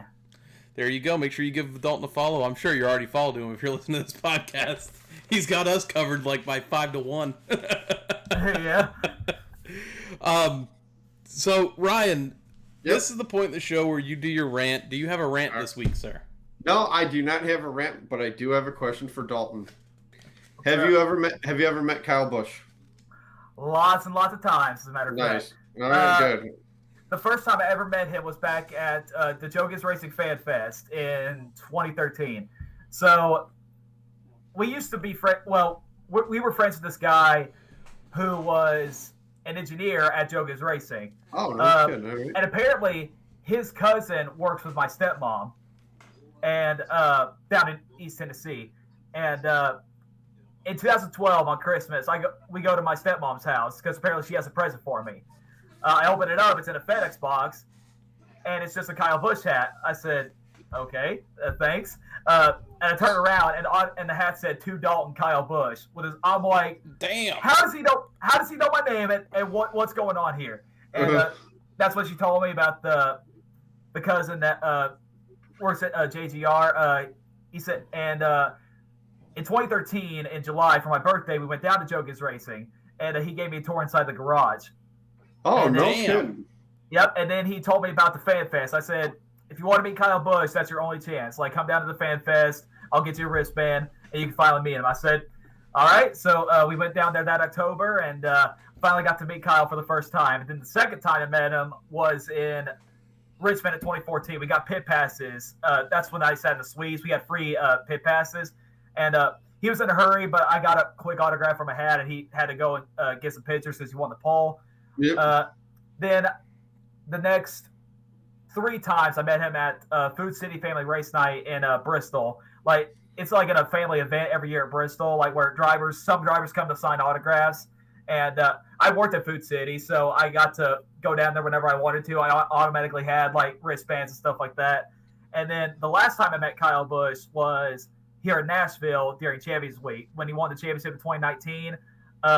They held an event where they the champions in all series, Matt Crafton, Tyler Reddick, and Kyle Busch were going to sign autographs. So I signed up for a wristband, went down there, and that was the last time I met Kyle Busch. Nice. So that's 6 times that I met Kyle so far. There you go. Very nice. Also, I like some of the videos that he posted online. You know, like when that girl after he won Martinsville, and he unrolled the window and she looked over and she's like, "Oh man, it's Kyle." And yeah, I thought that was pretty cool. I hope that happens to me one day. All those experiences beat my one experience I had. 2005 Coke 600. He was running the CarQuest car, or he was sponsored by CarQuest. I don't know if he's actually running the CarQuest car. So I was in a hospitality event with CarQuest, and he was naturally the featured driver. He's going to be at the hospitality event, but I don't know if they were running late or something like that, or I can't remember the details. I was pretty young at the time, but he wasn't signing any autographs, and he wasn't taking any pictures. You can only go up to him, shake his hand, and move on. So it was kind of like a sour experience I had, but I mean, that doesn't take away from the ones that all the good ones that everyone else has had. You know, like I said, I don't know what happened during that time that they had to rush him in and out of there, but kind of disappointing. But oh well. Yeah, I don't know what it is. Anytime we meet Jack Roush, because Roush is in my hometown of Livonia, and he loves talking to myself and my wife. Like, he's talking about Ricky Stenhouse when Stenhouse was driving from when he won Daytona and Talladega. He's like, man, those cars were so dialed in that day. And I'm like, it's like a life story with Jack Roush. Dude, the funniest Jack Roush moment, and I still see it played on like the funniest video compilations or compilations that they throw on YouTube, is when there's a hat on the track and they flash it over to Jack Roush and it says Jack Roush's hat at the bottom, and then at the bottom of the hat on the track it says not Jack Roush's hat. I do have a story for Dalton. This was the prior to the pandemic, so 2019. Okay. Roush is having Buscher, and I forgot who the other driver was. Tell Stenhouse to stay out of the way. Yeah, it was Stenhouse. And I'm like, man, we've met Buscher, we've met Stenhouse before. A certain driver is signing at Planet Fitness, and I'm like, you know what? Why don't we just go to Planet Fitness? Here you go, Dalton. That's just for you. Oh no. So the driver was Joey Logano. Okay, all right, yeah. Well, because he's sponsored by Planet Fitness, so I just knew right away. Yeah, yep. So go ahead. I'm like, all right, I'm going to go there. I my wife, myself, and my son Logan, who was not even one at the time. And I'm like, Logan, you ready to go meet the Vroom Vroom driver? And he starts laughing and I'm like, okay. So we get there, we're in there, and I showed him a video, and he signed a car. And then my wife has Logan up there, and I got a picture of him, and he's like, what's the little guy's name? I'm like, it's Logan.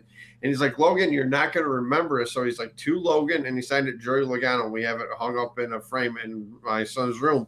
But him and Joey and I just started about being fathers and everything like that. It was so cool. Like, I understand people don't like the guy, but the guy is so down there. I gotta say, like probably off the track, Joey's really cool. It's just on the track, he drives me nuts. I will never hate Joey Logano outside the track. I know he's a nice guy. Yeah, Sometimes he says stupid things off the track, like during interviews and stuff like that. But overall, we're quoting that. We're quoting that, and I'm tagging you in it. Well, I've heard. No, go ahead. I've already said it before. So, I've heard a lot of good stories about Joey Logano, like people meeting him. So, and if I ever meet Joey Logano, I mean, I'll be nice back. So, you won't throw nothing at him. Maybe. I don't know. But dude, I'm not that kind of guy. Hands down, though, coolest driver I met, Ross Chastain. Met him a couple years ago at a little store over in Punta Gorda, Florida, Outdoor Republic, and it was cool. He signed a Regan Smith fender I had that I'm just using as like an all drivers sign kind of thing.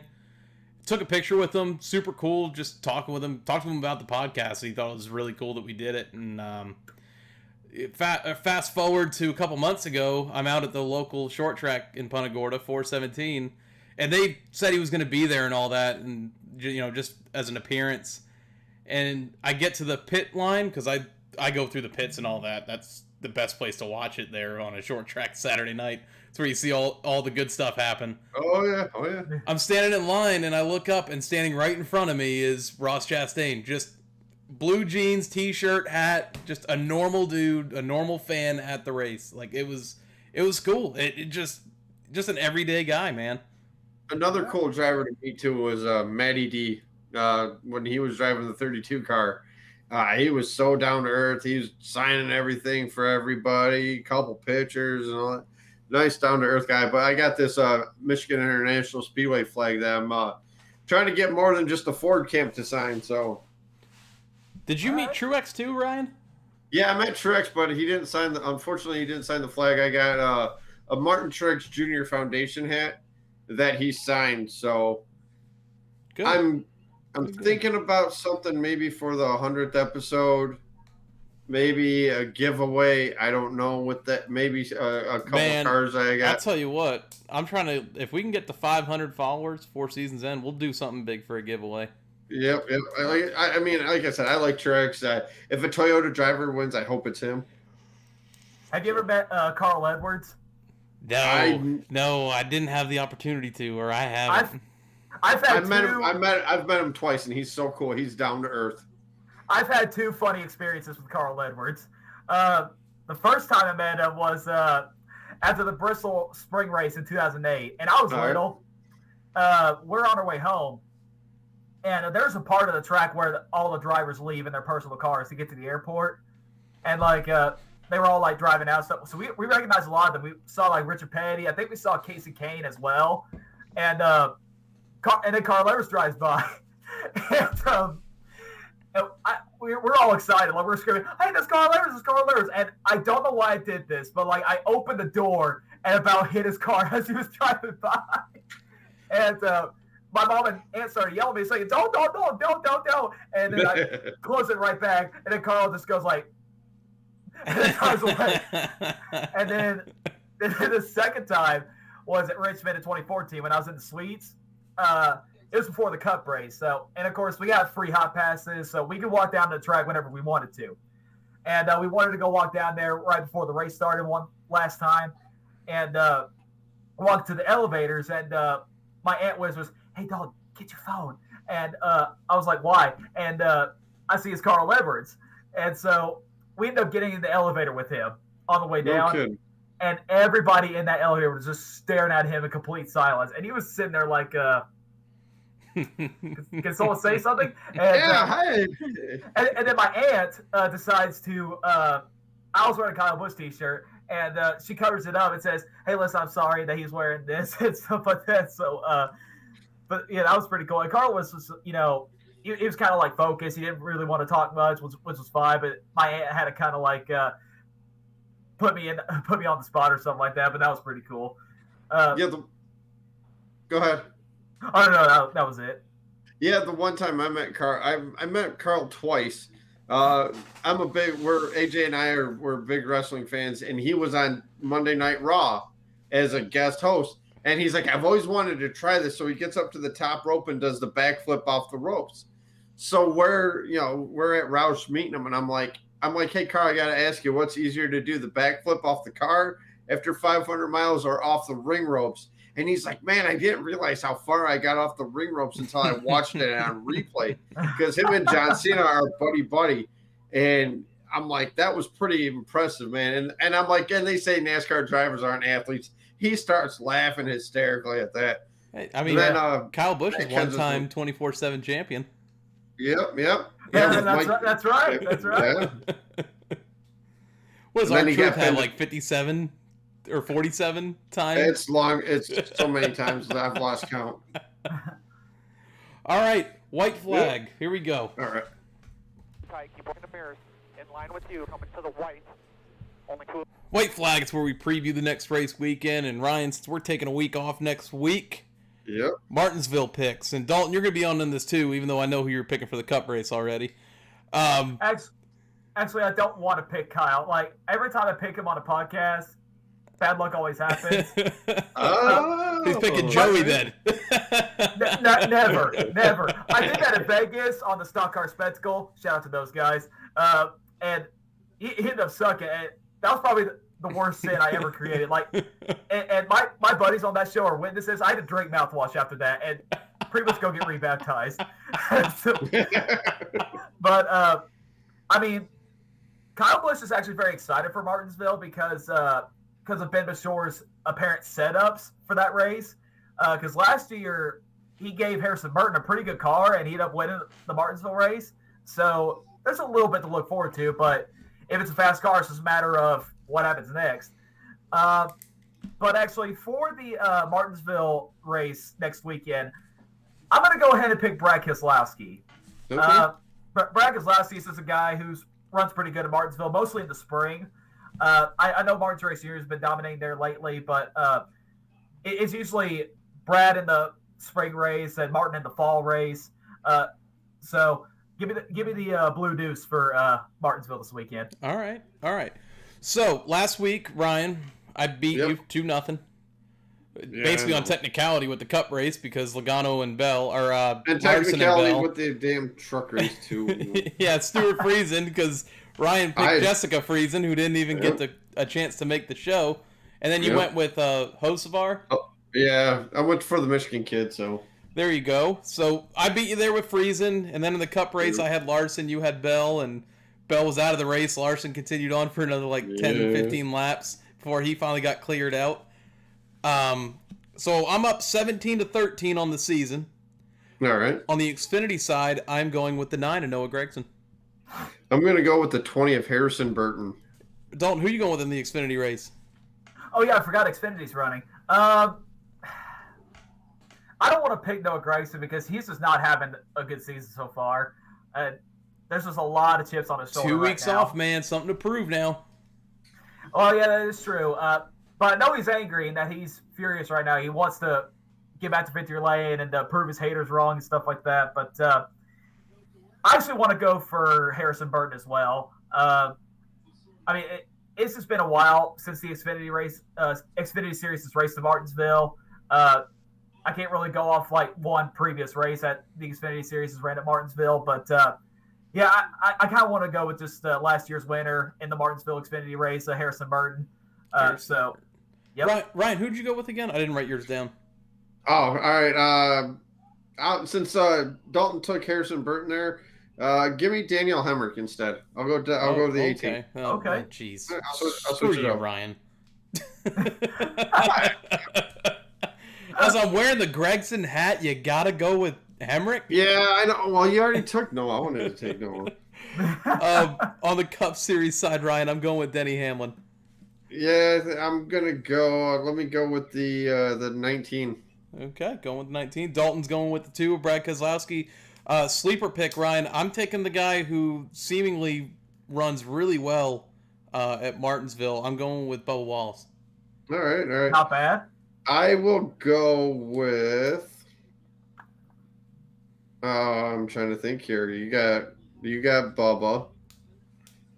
Give me Daniel Suarez. They're very good. Not bad. Dalton, who's your dark horse pick? I actually don't know who. So the way we do dark horses is if they have less than 5 career wins, you can pick them as a dark horse. I'm trying to think who like runs well at Martinsville. I mean, you already took Bubba Wallace, so I don't want to take him from you. I